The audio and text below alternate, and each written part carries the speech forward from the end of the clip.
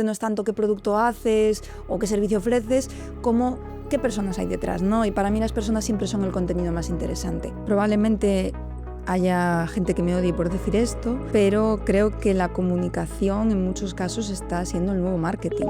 Estamos ahora mismo en un momento un poco absurdo en el que las empresas le pagan a las plataformas para que pongan su publicidad y los usuarios pagamos a las plataformas para evitar esa publicidad. Vincularte emocionalmente demasiado a un proyecto puede ser terriblemente contraproducente, tanto para ti como para la empresa. Para mí el mayor reto es siempre la gestión de las personas, ¿no? Y especialmente, pues ahora que hablamos de eso, de gente joven, es, oye, cómo conseguir sacar lo mejor de alguien sin ser un ogro.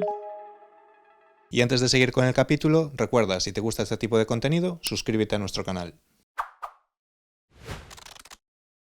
Hoy vamos a hablar de comunicación en empresas industriales. ¿Por qué vamos a hablar de este tema? Pues en un contexto en el que se está hablando de la competitividad de las empresas nacionales y europeas en un contexto global, la comunicación es una herramienta potente en este contexto. Para ello vamos a hablar con Marta Escobar, que es responsable de comunicación externa y storytelling en Resonac. Muy buenas, Marta. Muy buenas.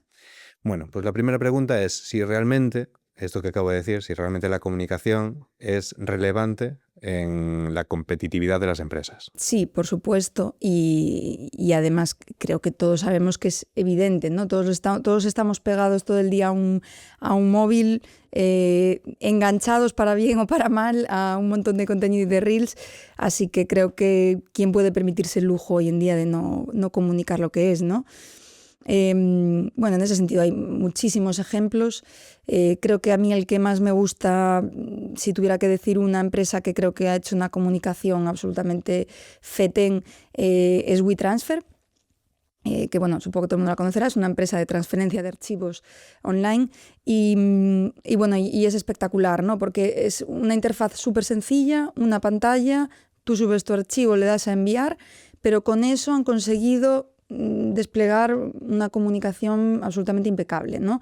Dirigida a su público objetivo, que inicialmente eran sobre todo pues diseñadores, gente del mundo audiovisual, del diseño gráfico, con lo cual ya solo con esa imagen, esas fotografías, esa imagen cuidada que tú sentías al entrar, pues ya te estaban diciendo que comprendían, ¿no? Conectaban contigo como cliente. Después, el hecho de que permitían usar esa interfaz para que el propio cliente también pudiera comunicar lo que era, ¿no?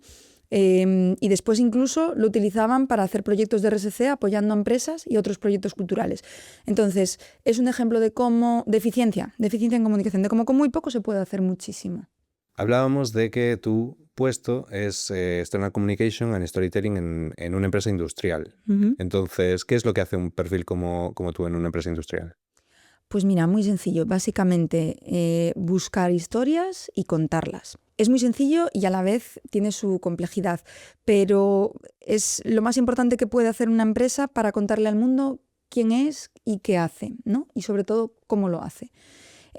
Así que yo me dedico fundamentalmente a eso, a contar historias. Y creo que todas las empresas, independientemente de qué tipo sean, a qué se dediquen, tienen historias interesantes que contar. Yo, por lo menos que soy una persona curiosa, creo que todo en sí mismo es interesante, solo hay que buscar dónde está.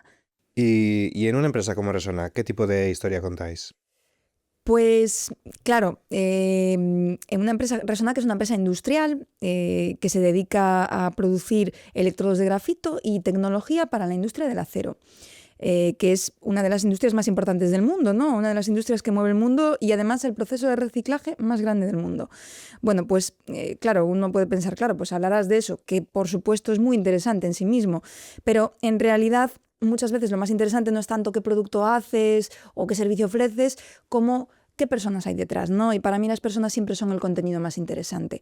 En ese sentido, pues bueno, intentamos poner el foco ahí. Una de las acciones en este sentido que hacemos más chulas es la Resonac Women's Week, que, pues eso, que está relacionado con la igualdad de género. La industria en general y en particular en la que nosotros trabajamos es una industria muy masculinizada y nuestra empresa está realmente muy comprometida con el hecho de que haya más mujeres en la industria y sobre todo más mujeres en puestos de liderazgo.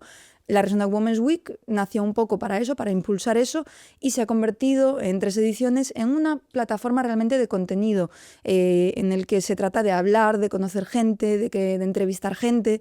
Es esencialmente eso, ¿no? Hablar de las personas que hay detrás de un proyecto. Escuchándote hablar se nota mucho que te gusta contar historias, pero ¿cómo llegas ahí? ¿Cómo llegas a dedicarte profesionalmente a contar historias?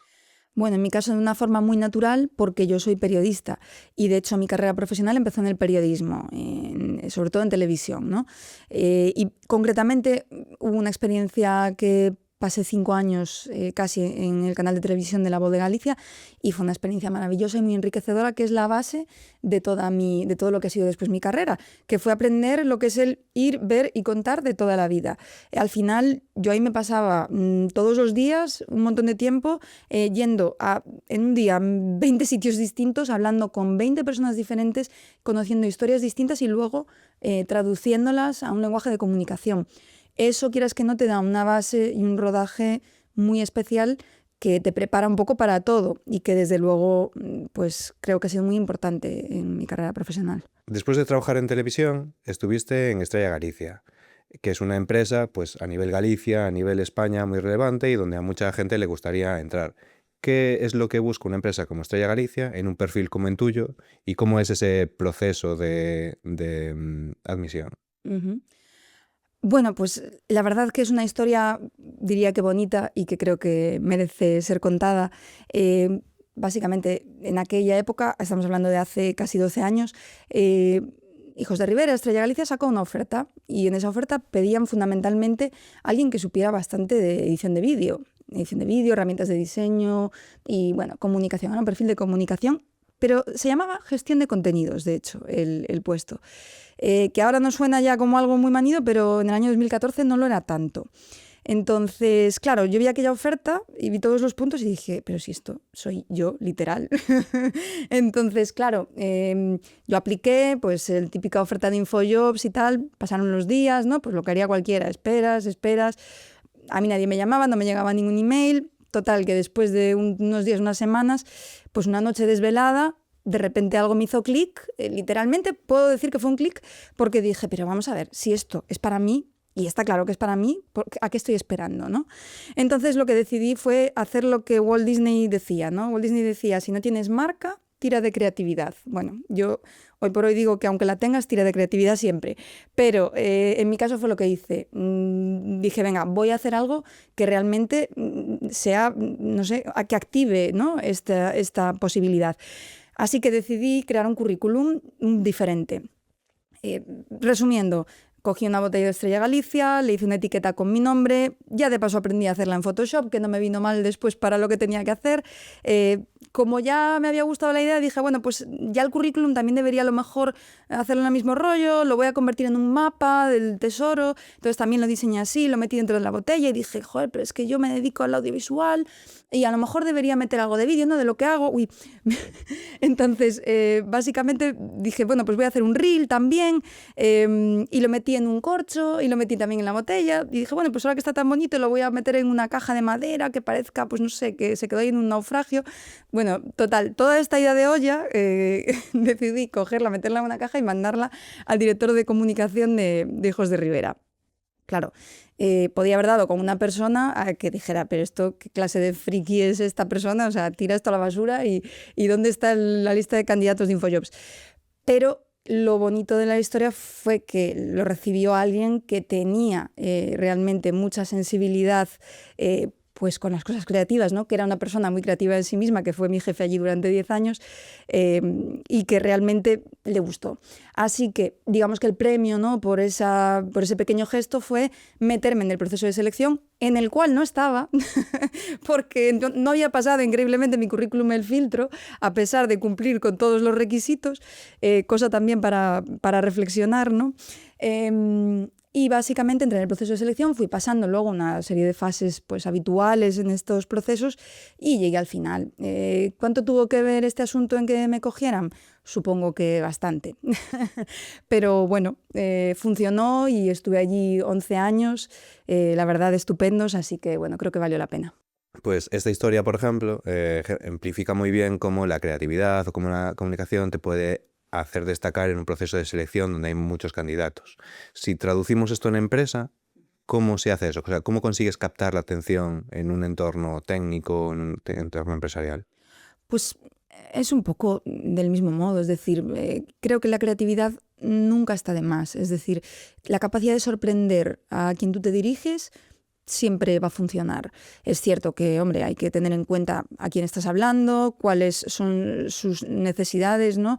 Sobre todo porque hace ya bastante tiempo que esto no va de lo que tú quieres contar, sino que va de las necesidades y de lo que quiere escuchar la persona, ¿no? Digamos que ahí se ha cambiado un poco el vector de la atención. Entonces, creo que lo fundamental es conocer a tu público objetivo muy bien y entender cuáles son los puntos de conexión emocional con tu público objetivo. Y da igual la empresa que seas, da igual que seas B2C o que seas B2B, eso siempre va a funcionar, ¿no?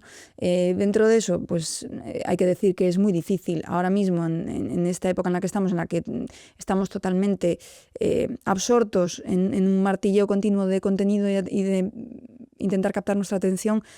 Captar la atención me parece lo más complicado, me parece casi heroico. Vale. Durante tu etapa en Estrella, pues hubo como varios rebrandings de la marca. ¿Realmente merece la pena como empresa, como marca, invertir en un rebranding, invertir en branding? Sí, sin duda. Lo que pasa es que, claro, todo depende de cómo lo hagas. Si vas a invertir en un rebranding para intentar adaptarte a la tendencia de diseño de ese año y el color Pantone del 2026, pues probablemente no tenga mucho sentido, te vas a gastar una fortuna y dentro de 2 años y medio tu marca va a estar totalmente out, ¿no? Entonces, creo que no está ahí el foco del asunto, sino en por qué tienes que hacer un rebranding, qué es lo que no estás contando, qué quieres contar, ¿no? Y esa debería ser la pregunta inicial. Vale. Por ejemplo, cuéntame un caso que hayas hecho de rebranding y cuál era el objetivo. Sí, bueno, la verdad que yo tuve la grandísima suerte de participar en el rebranding. Bueno, realmente era un rebranding o era el nacimiento de la marca Hijos de Rivera, ¿no? Que era la marca corporativa, que hasta entonces pues era igual, a nivel visual era igual que la marca de la cerveza, ¿no? Que Estrella Galicia, era una estrella. Y hacía falta una marca pues que reflejara esa corporación en la que ya no estaba solo Estrella Galicia, sino que había aguas, había vinos, había sidras, había un montón de productos más, ¿no? Entonces, la verdad fue una experiencia extraordinaria por todo, pero diría que saqué de ahí 3 conclusiones muy claras de cuáles son las claves de un buen rebranding, ¿no? Una creación de marca eficaz. Para empezar, creo que es muy importante que una marca tenga un buen storytelling. Eso me parece básico y eso va desde el briefing y desde quien plantea el briefing hasta el partner con el que vayas a trabajar, que tiene que entender muy bien y ser capaz de también conectar emocionalmente con ese storytelling. Y cuando digo storytelling me refiero a que la marca tiene que reflejar lo que es la compañía y la historia de la compañía. Y eso se hace a través de una coherencia, ¿no? Una coherencia con lo que tú eres y tratar de que eso se refleje en la marca, ¿no? Y eso es posible hacerlo. El segundo punto que destacaría es, bueno, pues que a nivel también visual tiene que ser una imagen versátil, tiene que ser una imagen atemporal, sobre todo, lo que decíamos. No se trata de seguir tendencias, tú puedes seguir tendencias y ser contemporáneo a tu tiempo, pero tienes que mantener unos elementos que hagan que esa marca, que no la vas a cambiar a priori en 2 años, 4, 5, a lo mejor ni 10, resista, ¿no? El paso del tiempo. Y como tercer punto, diría que sin duda es muy importante crear no solo un logotipo, sino todo un imaginario en torno a la marca, es decir, una identidad completa. Esto lo hicimos en Hijos de Rivera y la verdad fue espectacular, fue un trabajo que hicieron Yarza Twins, que son unas diseñadoras gallegas fantásticas, Y creo que aparte de que supieron captar muy bien lo que queríamos, tuvieron esa habilidad de ofrecer no solo un logotipo, sino ofrecer todo. Era un logotipo que reflejaba perfectamente el storytelling hasta un punto que era casi un libro abierto, pero también crearon una tipografía propia, crearon una iconografía propia que estaba basada en las materias primas, en los valores, en la propia historia de la compañía. Es decir, al final, cuando ponías todo junto en un vídeo, en un cartel, en la web, realmente tú lo veías y respirabas la marca. Respirabas. Yo, que estuve ahí 12 años, yo decía, es que esto es literalmente Hijos de Rivera, es lo que es. Todos los valores están aquí reflejados. Entonces, claro, conseguir eso, desde mi punto de vista, no es diseño gráfico, eso es arte. Y luego a la marca, ¿cómo le ayuda esta herramienta de ese branding? Hombre, le ayuda en todo, pero fundamentalmente te ayuda a contar quién tú eres. Es un elemento de identidad más y un elemento de comunicación más que habla además por sí mismo, a través del diseño visual, pero también a través de la narrativa coherente con esa imagen. Así que creo que lo es todo en el sentido de que es lo que te ayuda a contar quién eres al mundo. Vale. Hablamos de imagen y de quién eres, y aquí tenemos una cámara de fotos. Correcto. Que es un objeto que ha estado muy ligado a toda tu carrera profesional, ¿no? Pues sí, la verdad. Sí, desde el principio, la verdad que es eso. Yo cuando empecé en el periodismo siempre empecé muy vinculada al mundo audiovisual y siempre traté de aprovecharlo también y de aprender de todo aquel que podía sobre la fotografía. Me gusta mucho la fotografía. Y digamos que es algo que me acompaña en mi vida personal y en mi vida profesional, porque yo no entiendo mi trabajo sin esto, ¿no? No entiendo la comunicación sin el vídeo y la fotografía. Y creo que es algo que no solo es importante para mí, sino que hoy cualquier departamento de comunicación creo que, vamos, no puede sobrevivir sin esto, ¿no? Que muchas veces pasa que hay formas de entender a veces la comunicación corporativa, desde mi punto de vista, a lo mejor un poco anticuadas, que siguen viendo esa estructura de, no, gabinete de prensa, relaciones institucionales, que sí, que también, pero luego hay una parte muy importante de la comunicación, que es la creación de contenido, en la que esto es tan concreto, ¿no? Esta es una cámara antigua, pero que simbólicamente representa lo que eso es, ¿no? Que es pues que el vídeo y que el audiovisual es el lenguaje universal ahora mismo. A lo largo de todo este tiempo, ¿cómo ha evolucionado la comunicación corporativa? Bueno, pues sobre todo yo diría que el cambio más importante ha sido esa introducción del contenido como eje de toda la comunicación. Cuando yo entré en Hijos de Rivera, ya digo, entré como gestora de contenido. Por aquel entonces era algo que pocas empresas tenían y hoy en día pues es casi algo indispensable, ¿no?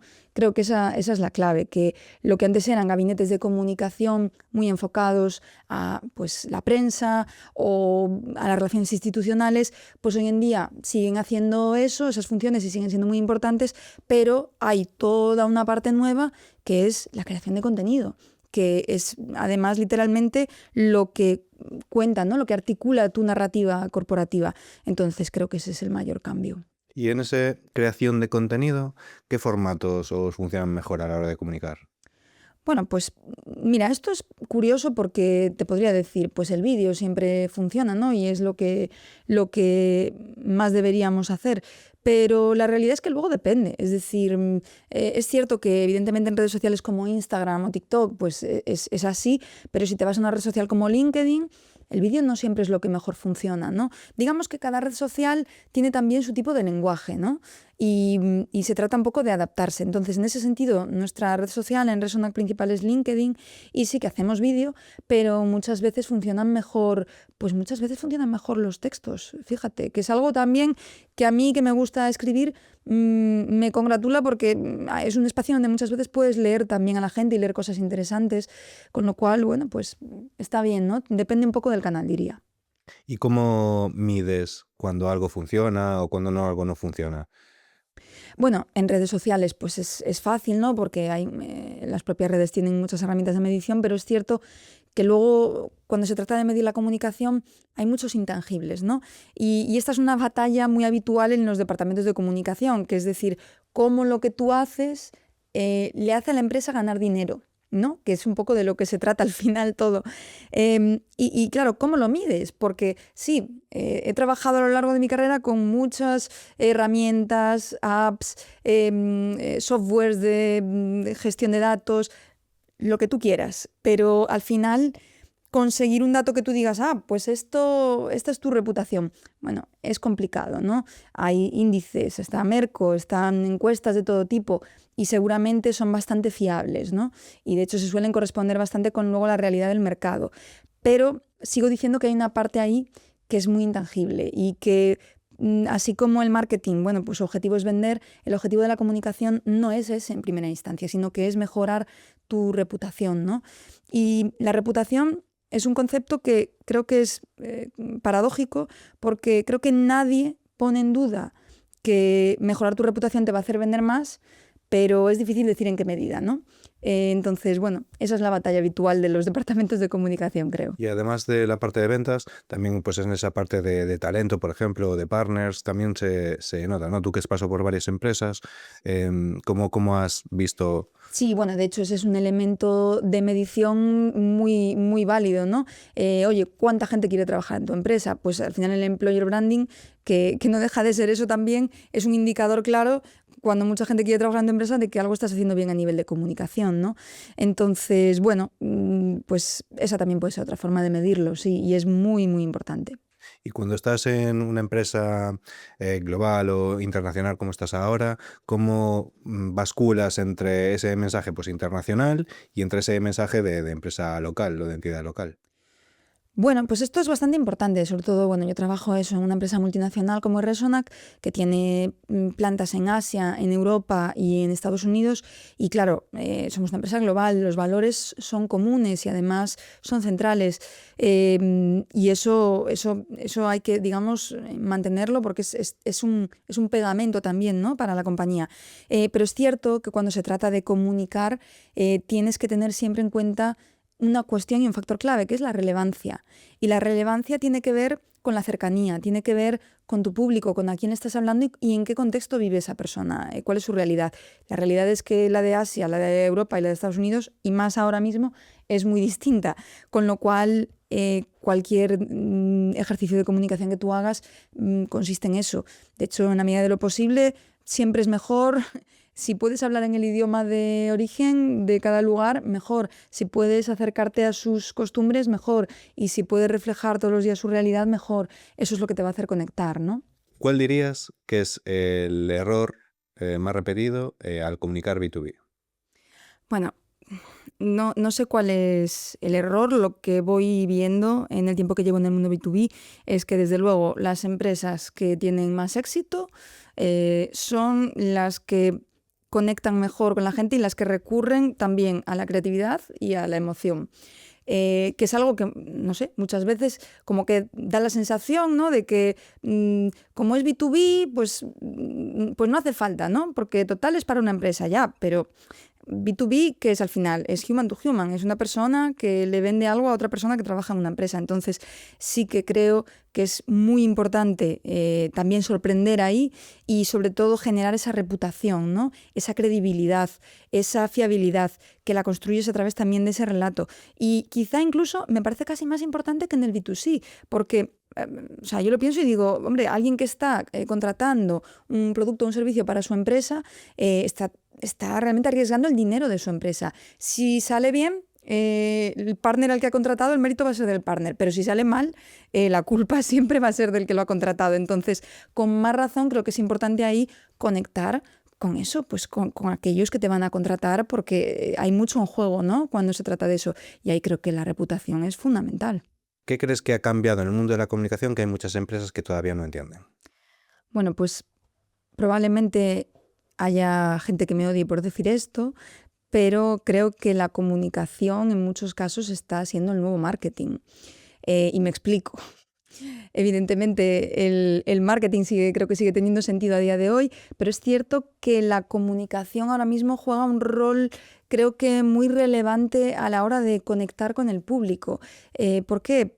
Porque, punto número uno, digamos que el marketing, como lo entendíamos antes, todo este tema de las grandes campañas, las superproducciones y todo esto, como que de repente, no sé, no tiene tanta relevancia o la tendencia es otra, y en parte es porque, punto número 2, la comunicación se ha democratizado hasta el punto de que todo el mundo genera contenido, todo el mundo tiene la capacidad de convertirse en un pequeño narrador y contador de historias, y encima de repente da un poco igual, casi, no digo que dé igual, pero desde luego la calidad, ¿no?, de ese contenido a nivel visual ya no tiene tanta relevancia. En cambio, sí tiene mucha relevancia la calidad a la hora de comunicar. Es decir, muchos de los influencers con más éxito en nuestro país y en todos, tú los ves y dices tú, joder, pero si está haciendo un vídeo y esto lo hace cualquiera, bueno, pues inténtalo tú. Quiero decir, detrás de eso, ¿no?,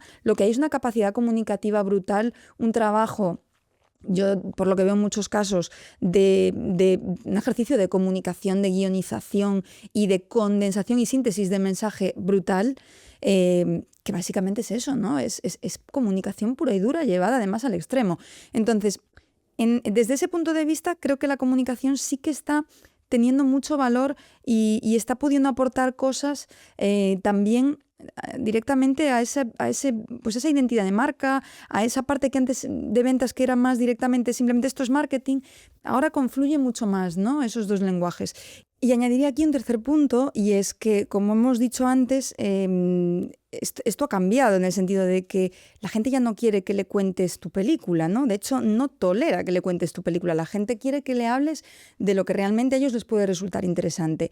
Y eso ya no pasa por un mensaje que a ti te convenga desde el punto de vista de marca, sino que pasa por contarle cuál es la realidad, qué hay detrás de tu marca, detrás de tu empresa, qué personas hay ahí, cuáles son tus valores, cómo haces las cosas. Y eso necesariamente tiene que estar anclado en una realidad. Y necesitas a alguien que vaya, como dije al principio, busque esas historias y las cuente.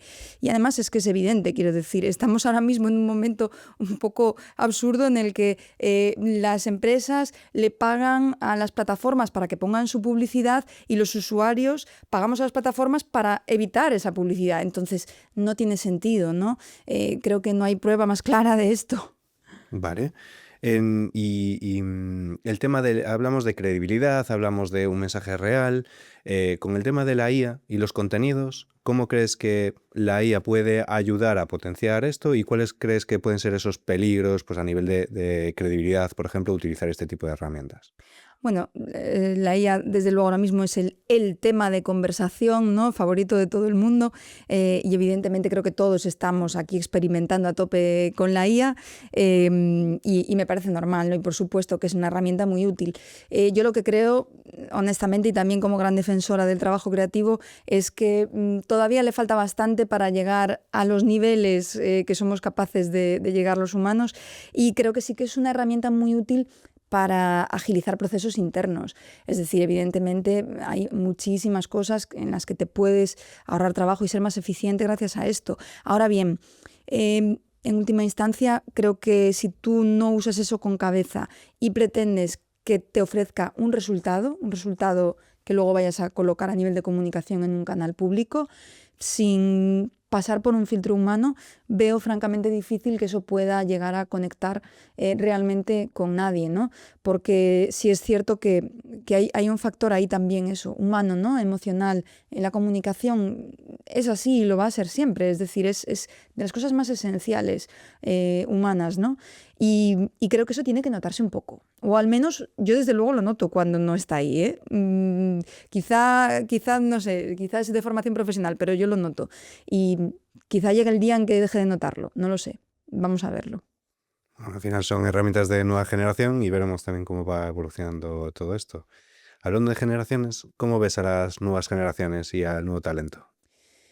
Bueno, pues lo veo bien, pero los veo, bueno, les ha tocado un momento difícil, creo, ¿no? Desde luego a mi generación, que yo soy millennial, nos tocó un momento complicado, pero el de ellos tampoco hay que subestimarlo, ¿no? Porque yo lo que veo muchas veces es que se les ve un poco, eso, un poco plof, ¿no? Como que llegan de repente a algo nuevo, a su primer trabajo y bueno, es una generalización quizá un poco absurda, pero sí en todas las mesas se comenta esa sensación de, les falta algo, ¿no? Como que les falta algún tipo de motivación o como que no ven realmente un futuro. En ese sentido, creo que lo que mejor podemos hacer los que estamos un poco ya más adelante en la línea temporal es intentar precisamente darles esa motivación, ¿no? Yo por lo menos lo que intento cuando pues eso, con la gente más joven con la que trabajo, es decir, oye, mira, ¿a ti qué es lo que te gusta? Quiero decir, ¿qué te apetece realmente hacer de todo esto que hay que hacer aquí en este departamento? Porque en el fondo, ¿qué más da, no? ¿Qué más da cuál sea en ese momento la prioridad que tengamos que atender si las personas que lo van a hacer no están motivadas para hacerlo o no encontraron el gusanillo? Yo creo que lo primero es eso, que encuentren qué es lo que les gusta, meterles el gusanillo en el cuerpo, que lo disfruten y después ya habrá tiempo de que se dediquen a todo lo que se tengan que dedicar, de que aprendan cosas, Pero lo primero es meterles la ilusión en el cuerpo, ¿no? Entonces, eso es al menos lo que yo intento hacer. Vale. Pues hablamos de aprendizaje y bueno, ahora quiero hacerte una serie de preguntas rápidas para ir cerrando. Entonces, la primera es precisamente esa, un aprendizaje.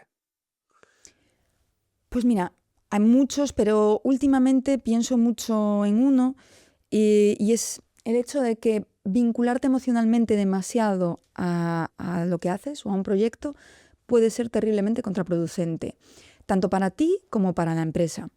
Y esto lo digo después de haber pasado mis situaciones difíciles, porque yo soy una persona, pues sí, que me gusta mucho lo que hago, que pongo mucho de mí en lo que hago y ese vínculo emocional se genera inevitablemente, ¿no? Pero con los años me he ido dando cuenta, también cuando empiezas a trabajar con gente más joven o cuando empiezas a verlo un poco desde fuera, ¿no? Ciertos procesos, te das cuenta de que no puedes hacer eso, no puedes engancharte emocionalmente con algo, con un proyecto, por ejemplo, de trabajo, porque en el fondo tienes el riesgo de perder objetividad, ¿no? Tienes el riesgo de estar anteponiendo tu amor por ese proyecto a los objetivos del proyecto y de la propia empresa. Y eso es un riesgo que creo que no nos podemos permitir y encima que eso lo va a acabar mal también para ti porque te vas a acabar disgustando cuando eso no vaya adelante. Entonces, una de las cosas que he aprendido es a moderar ese vínculo emocional con mi trabajo. Vale. Un reto. Para mí el mayor reto es siempre la gestión de las personas, ¿no? Y especialmente, pues ahora que hablamos de eso, de gente joven, es, oye, cómo conseguir sacar lo mejor de alguien sin ser un ogro, ¿no? Sin ser alguien, no sé, sin tener en cuenta sus necesidades, sus intereses y no sé, y eso, y por ejemplo lo que le gusta, ¿no? Y que aún así den lo mejor de sí. Es realmente complicado. O sea, me parece muy difícil. Y ahora también con el tiempo pienso en mis jefes y digo, wow, pues yo por lo menos que creo que supieron sacar de mí lo mejor, lo pienso y los miro con admiración y digo, tiene mucho mérito. ¿Y un ejemplo a seguir? Pues bueno, es un ejemplo quizá un poco extraño, pero a mí me gusta mucho. Carl Sagan, supongo que todo el mundo lo conoce, ¿no? Es mítico divulgador de ciencia y de astronomía. Bueno, para mí reunía algo que la verdad yo trato de aplicar un poco en general a todo lo que hago, ¿no? Que es que él era astrofísico, era una persona pues, con un gran conocimiento, ¿no? Teórico y técnico, pero al mismo tiempo combinaba eso con la capacidad de coger y que cuando allí en la NASA, en aquella oficina de la NASA, mandaron las sondas Voyager por ahí por el espacio adelante, pues cuando la sonda llegó a Saturno, este señor tuvo la sensibilidad de decirle a alguno de aquellos técnicos, oiga, gire usted esa nave un momentito y sáquenle una foto a la Tierra desde ahí, desde Saturno, a ver qué sale. Y salió una foto absolutamente maravillosa y trascendente, creo, para la humanidad, ¿no? Que fue esa primera foto de la Tierra de distancia, ese Pale Blue Dot. Entonces, bueno, creo que Carl Sagan, este es un ejemplo, pero supo combinar muy bien siempre ese equilibrio perfecto entre la excelencia técnica, ¿no? Y entre la excelencia teórica y la sensibilidad creativa y la emoción, ¿no? Y creo que ahí está un poco la clave. Muy bien. Y para cerrar, quería preguntarte a quién te gustaría escuchar en este podcast. Pues, a ver, mucha gente. En realidad, sinceramente, a cualquier persona creativa que haya conseguido vivir de lo que hace, creo que merece una entrevista, porque es lo que más admiro, ¿no?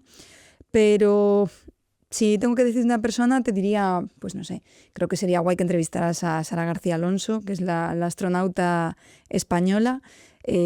Bueno, porque creo que tiene también una historia muy chula que contar, ¿no?